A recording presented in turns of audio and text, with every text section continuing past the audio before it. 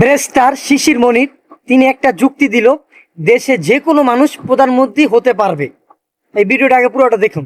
এবং সরকার সাকসেসফুল হলে আমাদের কোনো ক্ষতি নাই, কিন্তু আপনি সংস্কার না করে যদি অতীতের সিস্টেমকে আবার ডেকে নিয়ে আসেন, তাহলে বাংলাদেশের মানুষের সঙ্গে প্রতারণা ছাড়া আর কিছু করা হবে না।